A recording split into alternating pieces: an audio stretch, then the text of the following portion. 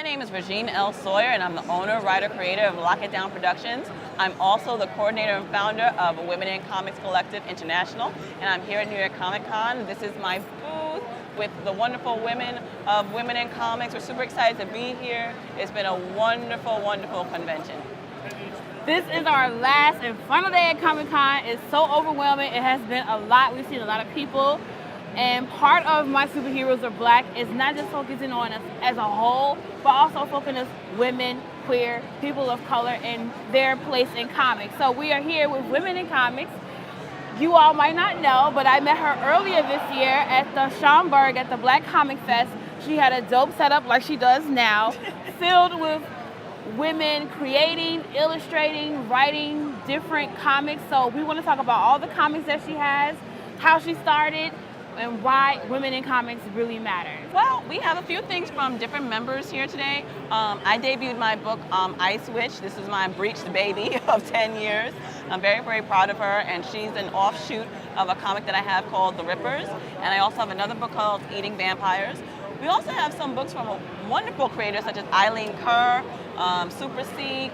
We have Bronx Heroes comics. We have comics by Lean Isabel, Pole Dancing Adventures, Malice in Neverland by Micheline Hess, Bunny Mom by Jody Tong. So we just have a whole group of wonderful, wonderful books. Now let me ask you, when and how did you conceptualize women in comics?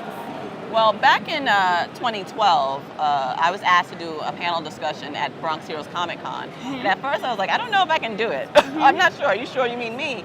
And the guy that's in charge of the convention said, yeah, you'll be great, Ray Felix. And I did the panel, and it was fabulous. But not only was it great for the audience, it was great for the panelists because a lot of them had never been asked to be on a panel before. So from there, we just started doing more things, and everything just happened organically. So now we do panel discussions, art shows, workshops, and we have our own Comic Con called WinkCon in the Bronx. Okay, now I've seen you at approximately 2 or 3 panels this weekend, this whole week. So, I mean, I even proposed to you to do a panel. So how do people find you, and like, what do you say? Like, how do you figure which panel you want to be on? Well, if someone asks me, and I usually say yes, and when it gets approved, then we're on the panel. I mean, that's basically how it works for the larger cons. Smaller cons are a little bit more flexible, so typically it's a go. We're definitely doing it. But if someone asks me, I'm on it. I'm always here to help and to educate whatever I can do. And your main focus has been women in comics. What pros and cons have you seen and have you heard and that you've actually had yourself about women, specifically black women in comics? Oh my gosh. Well, I mean, what's interesting is the new thing is that there aren't any women of color in comics, particularly black women writing in comics. There's a little bit of a hubbub this summer about it, but we're here. I had to correct some folks. I did a blog post on graphicpolicy.com about the women working in the industry, that we're not a figment of anyone's imagination. We are here, we're working, we're artists, we're creators, we are web series creators, we are storytellers. We're doing all those things, and we've been doing it for eons. So right now, that's the biggest thing in the comic book industry, is that we do not exist. Now, I actually talked to a few notable black artists and illustrators and creatives, and you know, Brian Selfries said that he loves seeing black women at Comic Con, and he loves seeing that, you know, women are being, you know, coming out of their shadows and, you know, being able to illustrate, draw, produce, you know, be publishers. So these roles that we have as being in this industry, what do you find that black women are focusing on more when it comes to storytelling? What stories do they want to tell? They want to tell, well, stories that resonate with them. They also want to have black female leads. And just black people in general, because we are a part of the population, even in a fictional realm. So for them, it's important that they have representatives of themselves, of their culture, and most importantly, they want to tell good stories with those characters, or any other characters they have in those stories. So that's the most important thing for women that are working in the industry, black women that are working. Okay. My next question to you is, I sat on the panel yesterday, my Supergirl is not black. Oh, really? I sat on that panel. And the panel that I sat on, we talked afterwards, and they talked about, you know, a lot of black women that are in comics are actually activists, are active in their community, they're educators, and they talked about anti-blackness, not just from non-Black people and non-people of color, but also from us.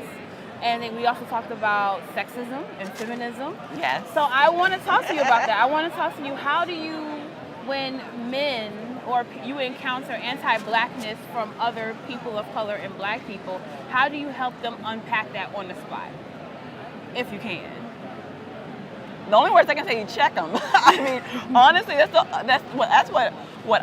I do, and that's what I've done, because again, we're seen as an anomaly. Black women are seen as an anomaly. So the moment that I feel disrespected in the sense that it's like, oh, you're a woman, you're a Black woman in this industry, what are you doing here? And sometimes it does come from my people. I have to say, well, where else do you want me to go? This is what I want to do. This is what I'm passionate about. And if you don't like that I'm here, you can turn your face and walk around the other direction.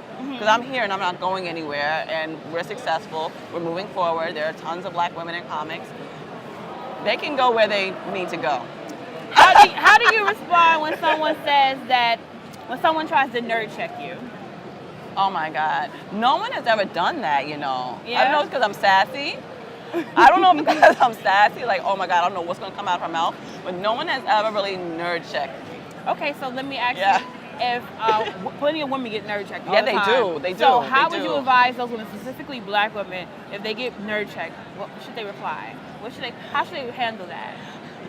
Well, they can absolutely answer the question and give it from A to Z and go about their business. Or they can absolutely say, like, I don't have to prove anything to you. This is my fandom. This is my geekdom. It's personal to me. I don't have to tell you jack crap, and keep it pushing. Or absolutely, they can definitely give the receipts in terms of a character, a book, the history, the timeline. They can do that too. How does Black feminism work in comics? Like, does some of the books that you represent, or the artists you work with, do they use their intersectionalism and activism into their comics, and how do they do it? They definitely do. For my series, Eating Vampires, the artist, a Black woman, I gave her liberties on how she designed the characters. So many of them they're different shades of Black, they're different shapes, they're different sizes, and for a lot of people, that's not normal, quote unquote, for them to see. It's normal for us as people and as women. But in a way, it is a protest in the sense that this is who we are. This is what women look like, and these women are in this story.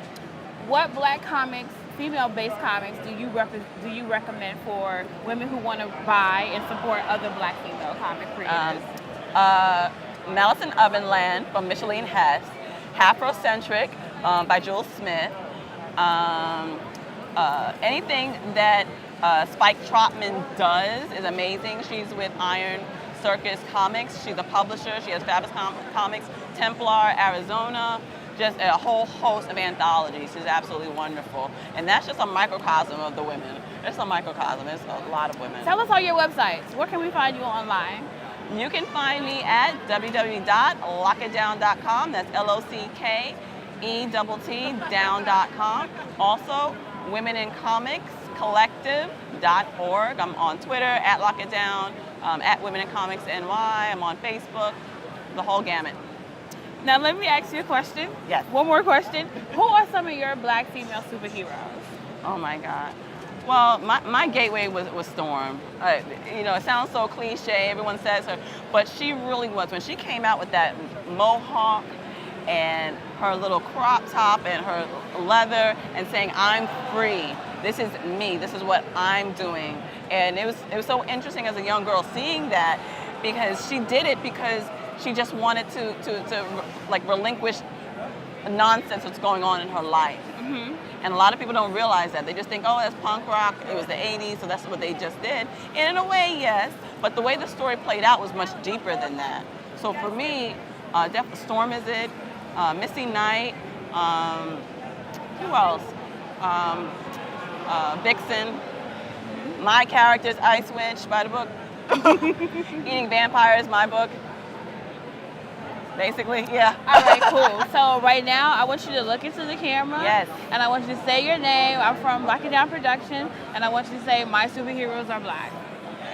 My name is Regine L. Sawyer, and I'm from Lock It Down Production. My superheroes are Black.